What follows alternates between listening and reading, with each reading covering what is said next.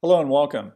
Today we're going to take a look at the new A-G completion status dashboard in Kern High's Dundas BI.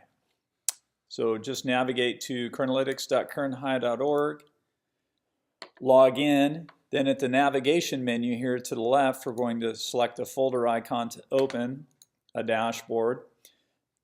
We'll open the A-G folder and select the A-G status currently enrolled dashboard. Okay, quick overview. Top table contains student information as well as A-G completion status for each of the CSU A-G categories. Now you'll notice for this demo that the last names have been removed.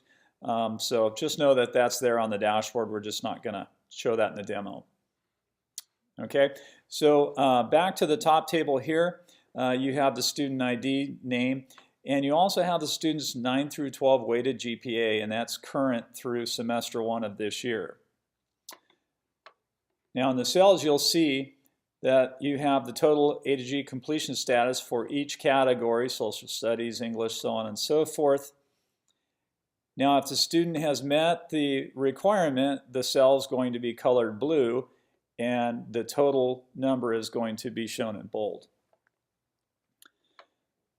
So there's not an overall completion status indicator. We can add that later if that's a popular item, but that would kind of limit the utility of the dashboard. So instead what you can do if you'd like to is just output this table to Excel.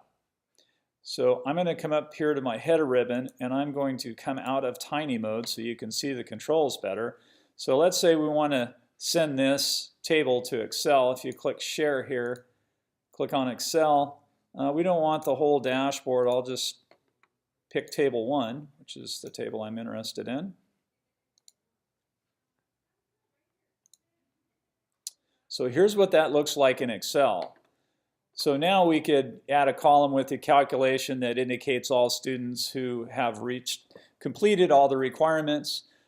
We could have an indicator that selects all students that are 5 credits short in math, for example, so any number of things. And like I said, if there's a consensus of that type of functionality, we can build that into the dashboard later. So, but lots and lots of things you can do here in Microsoft Excel. So just wanted to show you that as well. Back to our dashboard. Okay, so that's the top. Now down here we also have the current schedule. And by the way, if you click on any UID in the top table here, not the collapse control, but the UID itself, it's going to filter the remaining tables as well. So it's a neat little bit there. If you want to go back and look at all students, you just come up here to the token control for UID and select all, and you're back to all students. So in the current schedule table, there's lots of things that you can use this for other than just viewing the schedule. Heads up. If you wanted to generate a list of all students by English class, you just did that. You're done. And you can use that share control again to output that to Excel.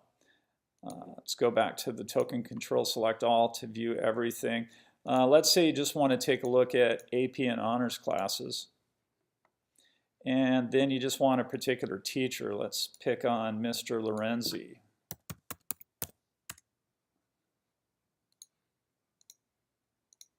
Okay, so now you've just created a list of all the AP and honors students that are in any of Mr. Lorenzi's class. So that might be something useful to you.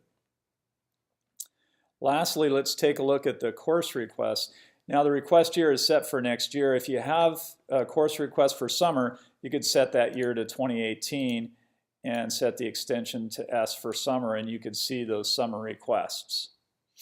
If you want to filter by a particular area, not only do you have the filters here in the dashboard, but every column header can be used to sort and filter.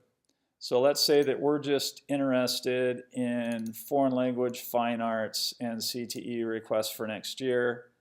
We'll click the box, and then that's all we're looking at there. And there again, that could be output in any other format as well. So that's what the dashboard looks like. If you have any questions, make sure and contact me. Thanks for reviewing.